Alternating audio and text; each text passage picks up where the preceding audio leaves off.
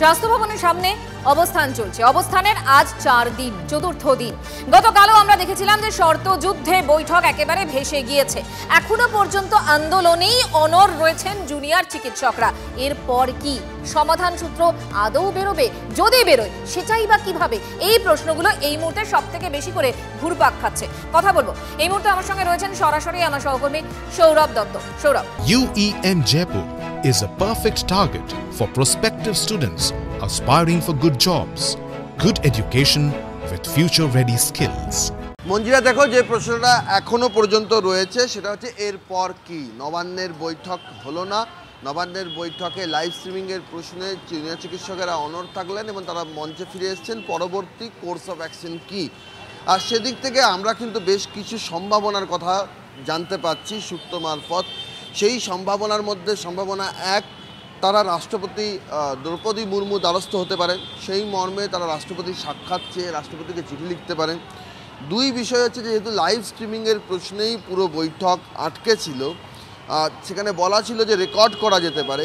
এই জায়গার থেকে জুনিয়র চিকিৎসকদের তরফে একটা প্রপোজাল যেতে পারে প্রস্তাব আকারে যে আপনাদের যেমন প্রশাসনের তরফে যেমন সেই বৈঠক রেকর্ড করা হবে, তাদের তরফেও একজনকেও সেই বৈঠক রেকর্ড করবেন। অর্থাৎ দু তরফেই রেকর্ডিংয়ের একটা সম্ভাবনা থাকবে। এ সবই সম্ভাবনা, কোনোটাই চূড়ান্ত নয়। তারা কিছুক্ষণ পর সাংবাদিক বৈঠক করতে পারেন, তারপর তারা জেনারেল বডির মিটিংয়ে বসবেন এবং সেই মিটিংয়ে তারা এই দুটো যে মূলত বললাম এই দুটো ভাবনা নিয়ে আলোচনা হতে পারে।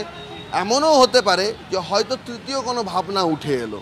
সব সেদিক থেকে দেখতে গেলে আমাদের আরও কিছুক্ষণ অপেক্ষা করতে হবে এবং তাদের যে সৌরভ দেখো, এই গতকালও যখন তুমি কথা বলছিলে বা আমাদের অন্যান্য সহকর্মীরা যখন এই আন্দোলনকারী চিকিৎসকদের সঙ্গে কথা বলছিলেন, ওরাও কিন্তু বলছিলেন যে অচলাবস্থা। সত্যি এটার কোথাও একটা তো সূত্র বেরোতে হবে।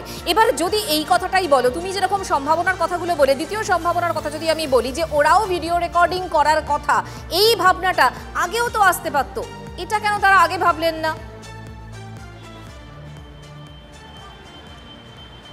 মঞ্জিরা, দেখো ভাবনা আসে পরিস্থিতির উপর নির্ভর করে, পরিস্থিতির জল কোন দিকে গড়ায় তার উপর নির্ভর করে। একটা বিষয় তাদের তরফেও বলা হতে পারে যে তারা ভেবেছিলেন যে নবান্নের দোরগোড়া পর্যন্ত গিয়েছেন, হয়তো সেখান থেকে তাদের এই বিষয়টিও তারা বোঝাতে সক্ষম হবেন যে তারা কেন লাইভ স্ট্রিমিং চাইছেন। আর উল্টো দিক থেকে তারাও তো তারা যে বিষয়টা বলছেন যে প্রশাসনের তরফেও কেন লাইভ স্ট্রিমিংয়ের প্রশ্নে তারা রাজি হলেন না, সেটাও তাদের বোধগম্য হচ্ছে না। কারণ সুপ্রিম কোর্টের বিচারাধীন বিষয় বলে যে যুক্তিটা দেওয়া হচ্ছে সেটার সঙ্গে এই ডিসকাশনের কোনো সম্পর্ক আছে বলে সেটা তাদের পক্ষে বোধগম্য হচ্ছে না বা তাদের যুক্তিগ্রাহ্য মনে হচ্ছে না। কারণ তারা বলছেন যে তারা আলোচনা করবেন একটা সার্বিক স্বাস্থ্যক্ষেত্রের পরিস্থিতি নিয়ে। 5 দফা দাবির মধ্যে তিলোত্তমার ইনভেস্টিগেশন রিলেটেড তো কোনো বিষয় নেই। যে যেখানে ঠিক আমাদের নজর থাকবে, জুনিয়র চিকিৎসকরা সাংবাদিকদের মুখোমুখি হবেন, কি বলেন তারা, অবশ্যই আমাদের নজর থাকবে সেদিকে। আপাতত তোমাকে ধন্যবাদ।